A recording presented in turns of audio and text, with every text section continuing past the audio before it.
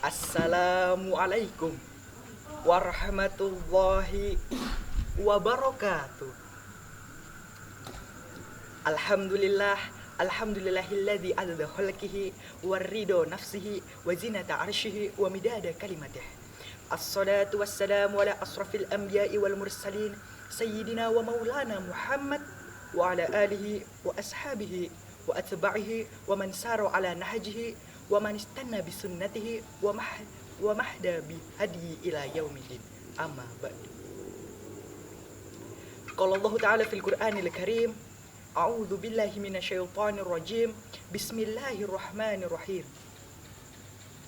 Wa itta'adzana rabbukum la in syakartum la azidanakum wa la in kafartum inna 'adzabi lasyadid. Sadaqallahul adzim. Pertama-tama marilah kita semua panjatkan puja dan puji syukur kita atas kehadirat Allah Subhanahu wa taala yang mana telah memberikan limpah nikmat serta hidayahnya kepada kita sehingga kita dapat berjumpa dengan keadaan sehat walafiat. Alhamdulillah wa syukurillah, Allahu Akbar. Tak lupa salawat teriring salam kita haturkan kepada junjungan Nabi Agung kita Nabi Muhammad SAW yang mana telah membawa ajaran agama Islam dari zaman kegelapan menuju zaman yang terang benderang, wa minal siratal munhanin ila siratal mustaqim, dan yang selalu kita nantikan syafaatnya di yaumul kiamah nanti. Amin. Allahumma amin.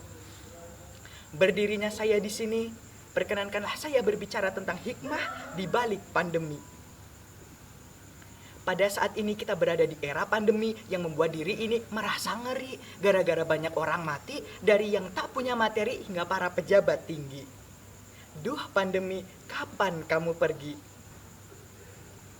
Saat ini kita ketahui bahwa pandemi telah menyebar ke seluruh negeri, membuat negeri ini merasa rugi. Lalu, apakah ada hikmah di balik pandemi? Iya atau tidak? Tentu iya. Karena selalu ada hikmah di balik suatu musibah. Para ulil albab pernah berkata, siapa ulil albab? Ulil albab ialah orang berpikir, orang berpengetahuan, orang yang berilmu. Berkata seperti apa? Rabbana ma khalaqta hadza batila. Sungguh Tuhan kami menciptakan tidak ada yang sia-sia. Allah menciptakan segala sesuatu yang ada di langit dan di bumi, tidak ada yang sia-sia. Semuanya memiliki maksud dan tujuan tentunya. Bahkan bakteri tidak selalu membuat badan ini rugi, seperti bakteri Escherichia coli yang membantu sistem pencernaan usus ini. Hadirin yang dirahmati oleh Allah Subhanahu wa taala, janganlah kita meremehkan sesuatu hal yang remeh, suatu hal yang remeh, suatu hal yang hina, suatu hal yang kecil. Sebab sewaktu makna yang besar dapat terkandung dalam hal remeh, dalam hal yang hina, dalam hal yang kecil. Dan meremehkan suatu pelajaran dari hal yang remeh, dari hal yang hina, dari hal yang kecil merupakan warisan orang-orang yang akalnya tidak mau menerima apa yang Allah turunkan kepada kita. Seperti firman Allah Subhanahu wa taala dalam surat Al-Baqarah ayat 26 yang bunyinya, A'udzu billahi minasyaitonir rajim. Bismillahirrahmanirrahim. Innallaha la yastahyi ay yadriba masalan ma ba'udatan fama fawqaha. Fa ammal ladzina amanu faya'lamuna annahul haqqu mir rabbihim. Wa ammal ladzina kafaru fayaquluna madza aradallahu bihadza masala yudillu bihi katsiran wa yahdi bihi katsiran wa ma yudillu bihi illal fasiqin. Sadaqallahul adzim.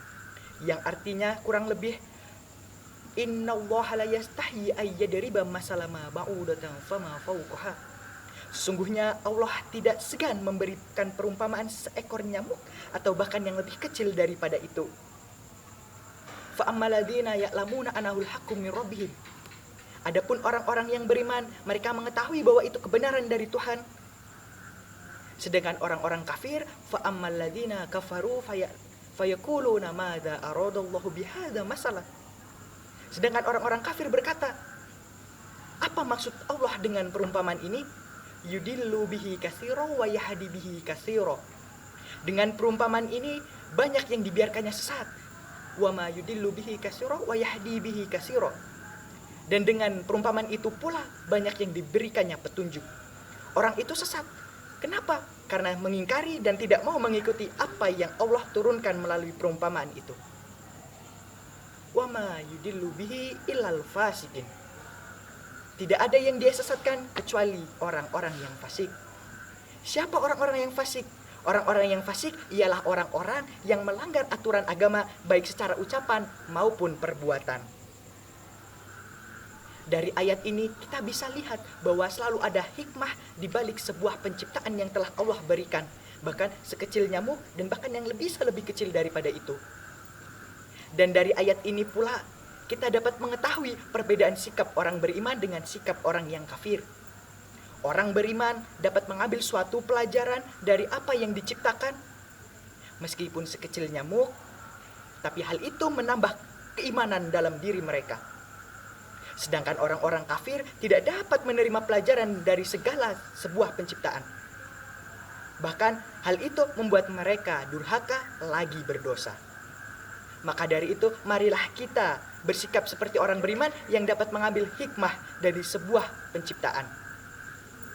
Janganlah kita menjadikan seperti orang kafir yang tidak mau menerima hikmah dari segala penciptaan. Lalu, apa hikmah di balik pandemi yang dapat kita ambil?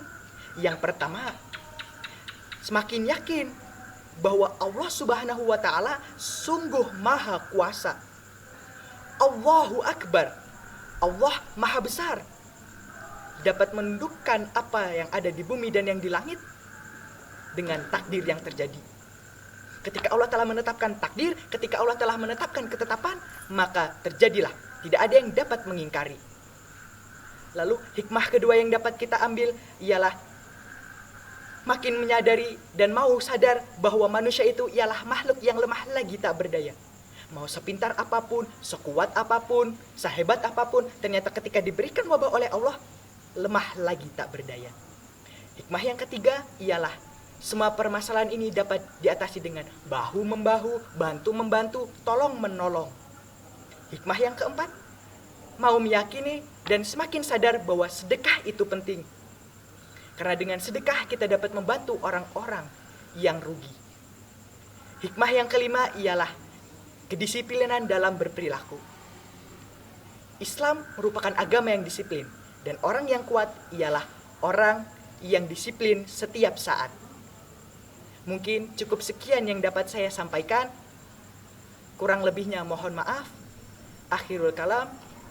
Billahi taufiq wal hidayah. Waridai wal inayah. Syukron. Wassalamualaikum warahmatullahi wabarakatuh.